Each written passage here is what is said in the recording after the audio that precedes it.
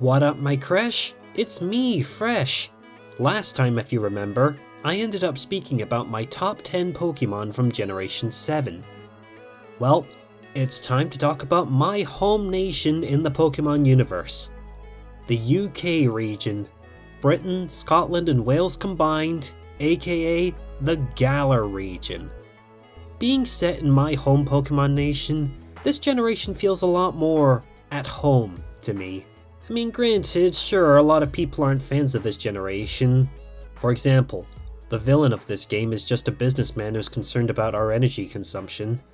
And yeah, sure, the graphics could have taken a bit more time to have been worked on, but I'm sorry, I can't help but love this region.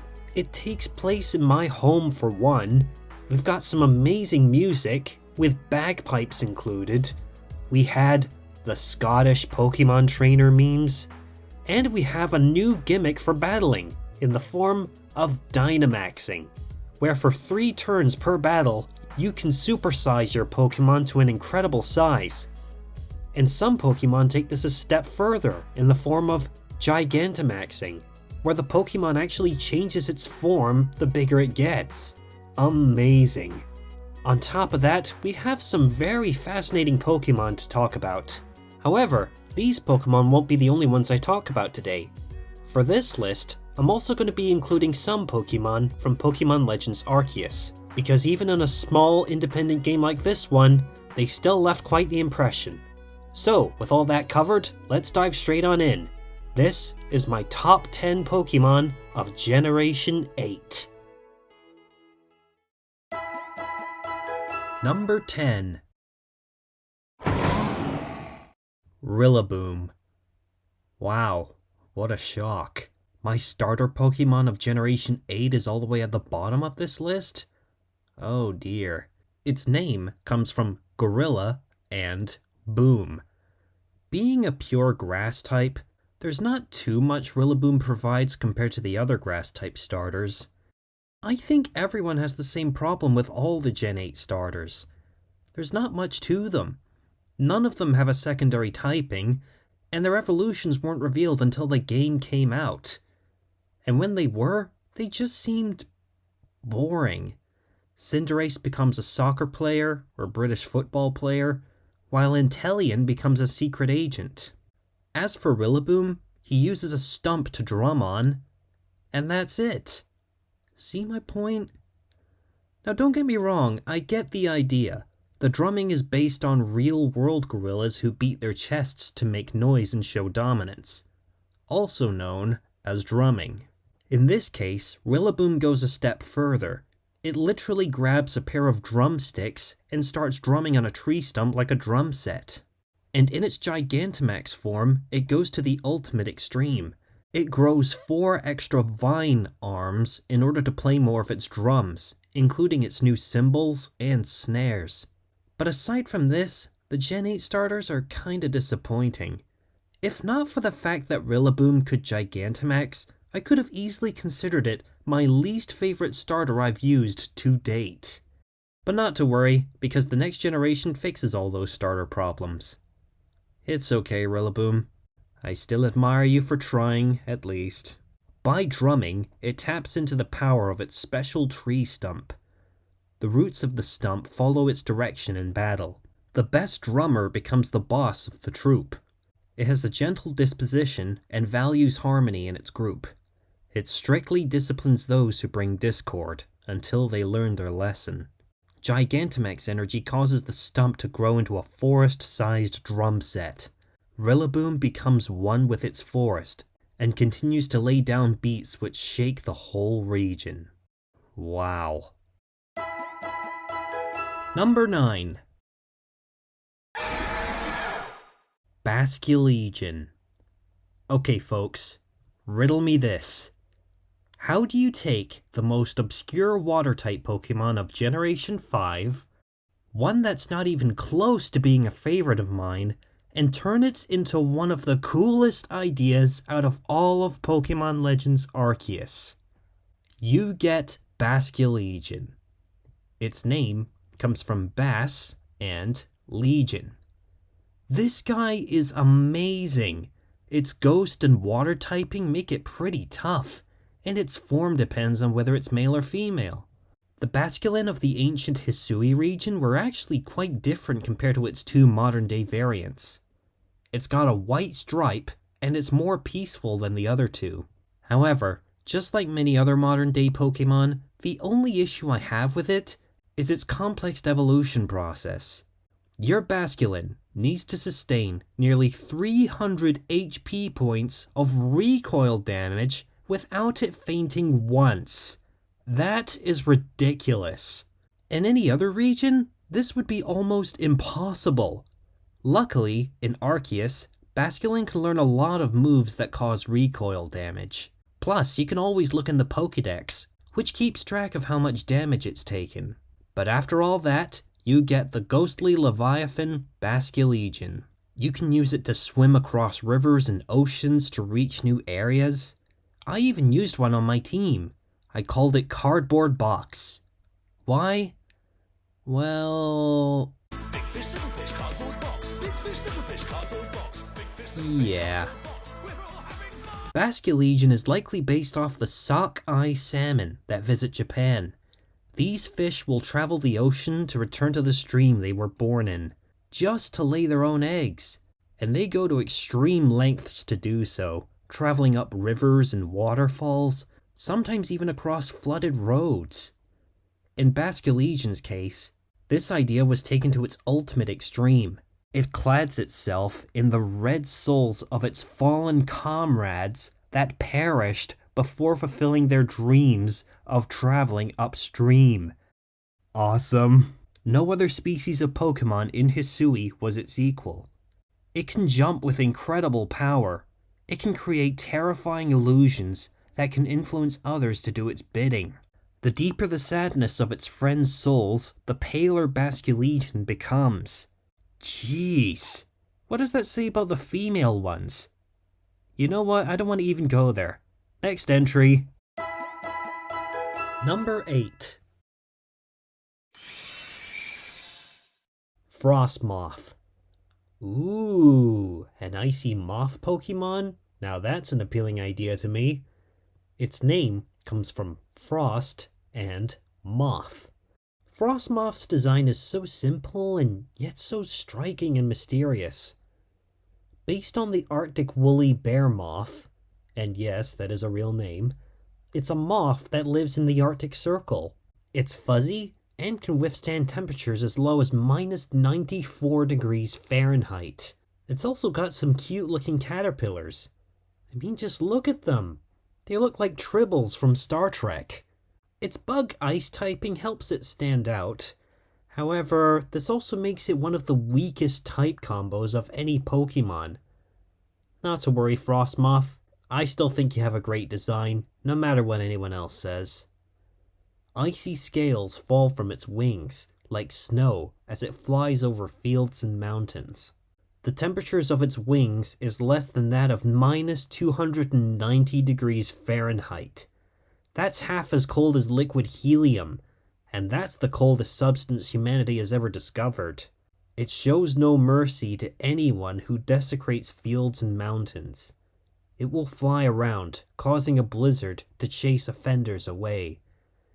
It senses the air currents with its hairy antenna. And I'm sorry, I'm gonna bring this up again. I don't care what anyone says about its typing. Frosmoth looks cool. And it gave us some pretty cool memes as well. Number 7. Wyrdeer. Ooh, what a way to improve upon Stantler.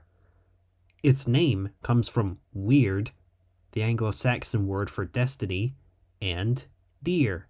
Stantler always had potential, but it never really appealed to me because of its pure normal typing. Essentially turning it into a big majestic reindeer was a great idea. This Pokemon lived in ancient times in the Hisui region, the region that would one day become Sinnoh. Not only was Wyrdeer the first new evolution revealed for this game, but it can be caught and ridden all across the region. I even used one on my team. Wyrdeer is most likely based off the Sika deer, a real deer in Hokkaido, which is treasured for its meat and hide. This hide is used to make clothing, just like how Wyrdeer is described in the game. In order to evolve Stantler into Wyrdeer, it needs to use the move Psy-Shield Bash 20 times in the agile style of fighting. On that note, I think I know why Wyrdeer isn't around much anymore. It's because the agile and strong styles of fighting are a forgotten practice nowadays, so nobody knows that this evolution can occur this way anymore. In any case, I love the simple yet effective way they made Stantler look epic. Wyrdeer really is a marvel of Pokemon's ancient times. The black orbs in its antlers shine in an uncanny light in order to create invisible barriers. The fur shed from its beard retains heat and was used to make winter clothing. Stantler have it easier nowadays, so they don't need to evolve into Wyrdeer anymore. How disappointing. Well, let's hope Stantler can rediscover this practice again, because I want to see even more of Wyrdeer in the future. Or past, but you know what I mean. Number 6. Runerigus. Whoa! This thing looks awesome. Its name comes from Rune and Arctozolt. How can you make a Yamask evolution look even freakier than Copperajah? You make Runerigus. It is primarily based off of rune stones, large stones engraved by Vikings to commemorate the lives of notable people. Many of these engravings are of that of serpents and dragons, hence the design on Runerigus.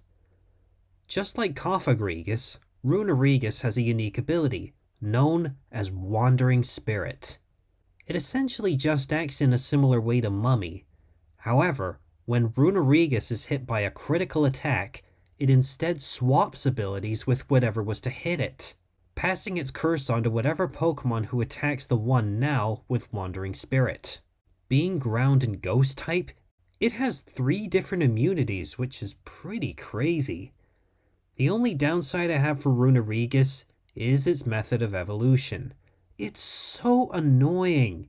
You need to stand under this stupid rock and have your Yamask get hit with 49 HP points of damage without it fainting. Why? Why can't we just level it up? Or give it a Dusk Stone or something? I swear, these new evolution methods are way too convoluted.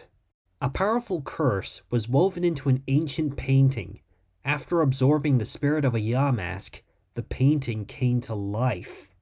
So there was an outside force at play in its evolution? A cursed runestone absorbed a poor Yamask to become Runerigus. Now that is horrifying. Never touch its shadowy form, or you'll be shown the horrific memories behind the picture carved into it. Think about that. Someone became so scared when they got inspired to paint the monster on Runerigus. I wonder what scared them so badly. Trapdoor! Trapdoor! Number 5. Obstagoon.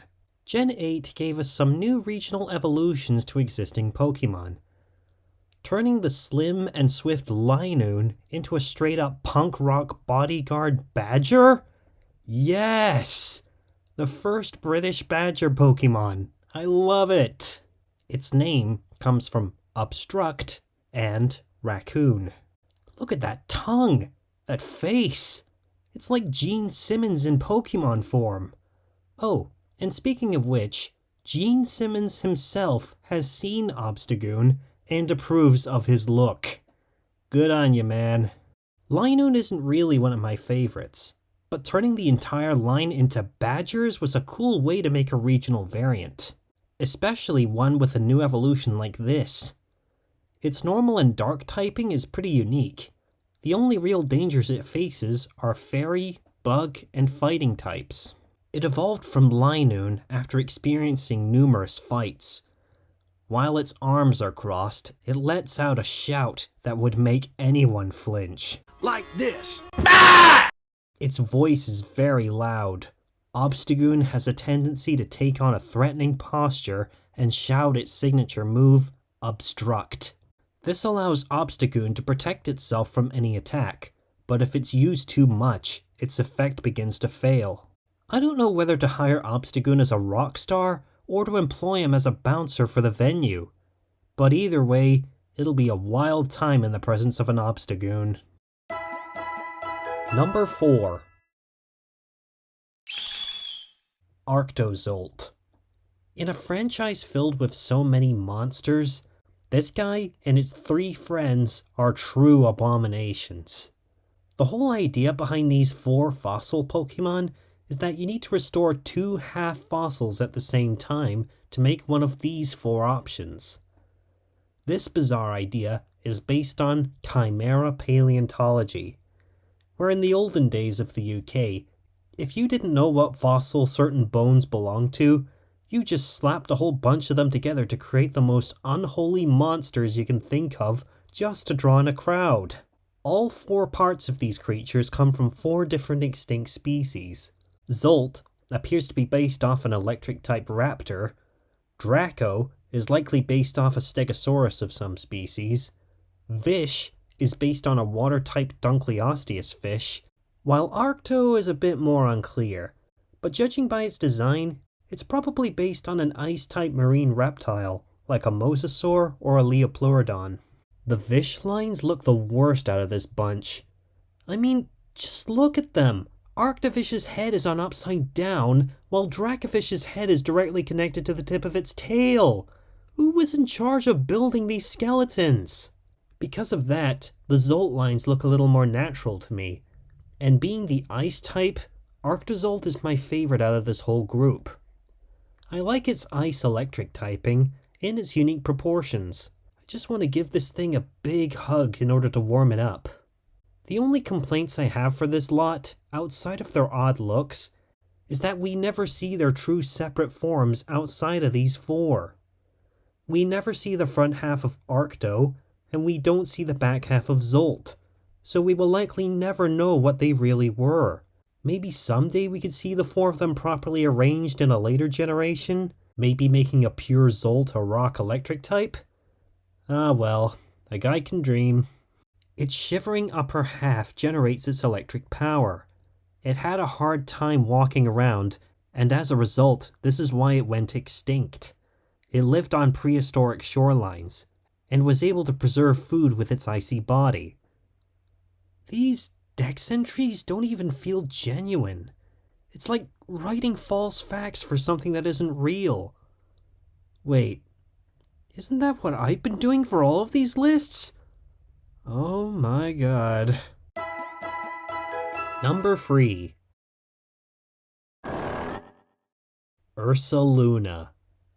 Wow! To think, my tiny little Teddy Ursa could evolve into this big beast of a bear.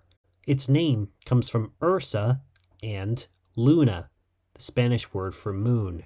Ursaluna is likely based off the Ussuri brown bear, another species native to Hokkaido, a bear which makes its den in abandoned mines. This also seems to match Ursaluna's big, hardy nature. To get one, all you need is to use a peat block on your Ursaring when it's a full moon.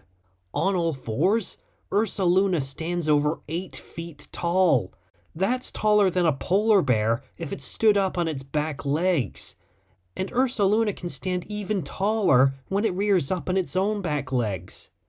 It likely began going extinct when the swampy terrain it used to live in disappeared. The peat blocks needed for it to evolve also likely became rarer as a result.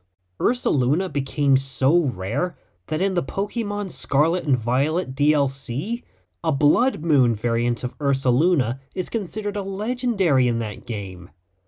The swampy terrain of the ancient Hisui region gave Ursaluna its burly physique and the power to control peat itself. The Blood Moon variant crossed the sea and drifted ashore to Kitakami. Surviving in this new land led it to take on a unique appearance and gain special powers. It can see in the dark with its left eye, and protects itself with thick mud that becomes as hard as iron. Look at its face! Its eyebrows look like clouds covering a full moon. That is an amazing detail. It could be cool to see these ancient Pokemon become legendaries in other games, but until then, we have Ursaluna in all its glory. Number 2. Eiscue. Gen 8 introduced me to some of my new favorite Ice-type Pokemon, and Eiscue is no exception. Just look at this little guy. He's a penguin with a block of ice on its head. Eiscue is most likely based off the Great Auk, an extinct species of penguin that used to live in the North Atlantic Sea near the UK. Its head even turned white due to the onset of winter. However, Eiscue takes that to another extreme. It literally freezes the water around its head to form a protective block of ice. That is hilarious. This also appropriately ties into its unique ability, Ice Face, where if its ice head form is hit by an attack, it acts like a substitute and takes no damage. This also reveals Eiscue's real head underneath. Luckily, the ice head forms almost instantly in hailstorms, making them pretty tricky to deal with in snowy weather. We needed a good penguin Pokemon we could catch in the wild. One that wasn't just a starter like Piplup. I have a soft spot for penguins, and so now I have a soft spot for Eiscue now too. It drifted on the ocean's current from frigid climates. It keeps its heat-sensitive head iced constantly to make sure it stays nice and cold. It fishes for its food, dangling its single hair into the sea to lure its prey in. On hot days, groups of them press their heads together and pass the time by cooling each other down. If you lick its ice block head, it tastes faintly salty. Who discovered that fact? Who licked this thing's face? People fall in love with its worried real face underneath the ice. The hair on its head is connected to the surface of its brain. When this Pokemon has something on its mind, the hair chills the air around it. Contrary to its looks, Eiscue is not a good swimmer. Eiscue may be my favorite ice type of Generation 8, but it's certainly not my number 1. In fact, number 1 is one of the strongest Pokemon I've ever used on any of my teams. But before we get to number 1, I'd like to have a few honorable mentions. Okay, I say a few, I have a lot. Corviknight, the final evolution of the default bird Pokemon. A flying and steel type right out of Route 1? Amazing! Dubwool. It wouldn't be the UK region without a sheep Pokemon. Boltund, a cool electric type Corgi. Colossal, a rock and fire type Colossus powered by burning coal. Centiskorch, a fire and bug type centipede capable of delivering burning, blistering bites. Poltegeist. Even though I don't drink tea, I still approve of this guy. Sirfetch'd. Turning Farfetch'd into an honorable knight was hilarious, epic, and adorable. Hisuian Braviary. Quite the improvement over its original form. Hisuian Decidueye. A decent grass fighting type which fit the style of Pokemon Legends Arceus. Galarian Darmanitan. The first ice and fire type. Galarian Rapidash. My Little Pony. And now for my favorite Gigantamax forms. I won't gloss over this group too much because there's just so much to talk about. If I was to go into detail about my favorite Gigantamax forms, that would require its own top 10 list. But just to be quick, here are my top 3 favorite Gigantamax forms. Gigantamax Lapras. Not only is it enormous, but its songs have now crystallized to form a protective barrier around it. Awesome. Gigantamax Butterfree. I get serious Mothra vibes from this thing. And as for my favorite Gigantamax form, well, don't worry, I'll talk about that shortly. Because my number 1 Pokemon of Gen 8 is... Copperajah. At last, I got my wish! A proper elephant Pokemon that is the size of an actual elephant. Its name comes from copper and Gajah, the Indonesian word for elephant. Before Pokemon Sword and Shield were released, Pokemon leaks were rampant. Because, unlike the previous generation, new Pokemon were kept mostly secretive until the game was released. One leaked picture revealed this cute-looking elephant Pokemon. This Pokemon would go on to be known as Qfint. I was instantly in love with this new elephant Pokemon, and I was dying to see what it evolved into. I originally thought this line of Pokemon were going to be water types, because Qfint's trunk resembled the spout of a watering can. But all that changed when the Steel-type Copperajah was finally revealed. Copperajah is one of the greatest Pokemon introduced in Generation 8. It's one of the only pure Steel types introduced in this generation that you can catch in the wild, making it one of the strongest. Based on Indian elephants, and the art of making elephant statues out of various materials, I love this guy's design. Being a pure Steel type, it's effective over 10 different types. It's immune to poison, and its only real weaknesses are ground, fire, and fighting types. Being made of steel doesn't just make it strong, this also makes Copperajah incredibly heavy. 650 kilograms. That's as heavy as this car. Not as heavy as I thought. Real elephants can weigh up to 6,000 kilograms, practically 10 times that amount. But in any case, being so heavy makes Copperajah super effective with one of its moves. Copperajah is the heaviest non-legendary Pokemon out of all of Generation 8. Mine knows the move Heavy Slam.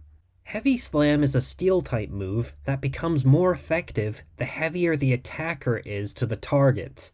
Combine this with Copperajah's default weight, its hidden ability Heavy Body, in which its weight is doubled, along with holding the Metal Coat item to further increase its Steel-type attacks, and you have, literally, one of the heaviest hitters you can catch in the wild. One slam, and you're doomed. I also love its Gigantamax form. It kind of reminds me of the Womps from Super Mario, except it has a long nose. They came to the Galar region from another region long ago, and worked with humans. Their green skin is resistant to water. They live in big herds. Their trunks are strong enough to crush giant rocks into dust. It has the power to pull a whole airplane. They are proud and short-tempered. Those with greener, rustier skin command respect of others of their kind. Its Gigantamax form has so much power in its huge trunk, it can destroy large structures and buildings in a single blow, as well as leveling mountains and changing the landscape.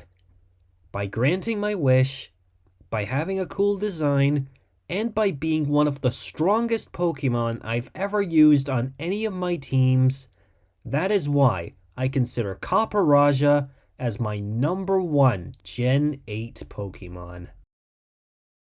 Well folks, there you have it, my top 10 Pokemon of Generation 8. We've made it! We're fully caught up as of this moment. Join me next time where I dive into Generation 9, with one of the most innovative Pokemon generations we've seen in a long time. I would gladly talk about my favorite Pokemon from Scarlet and Violet now, however, with Pokemon Legends ZA just around the corner, I think we might need to wait just a little longer before I can talk about those guys. So, I'll see you for that list one day, so thank you for listening, and until next time, stay fresh, and thank you for watching.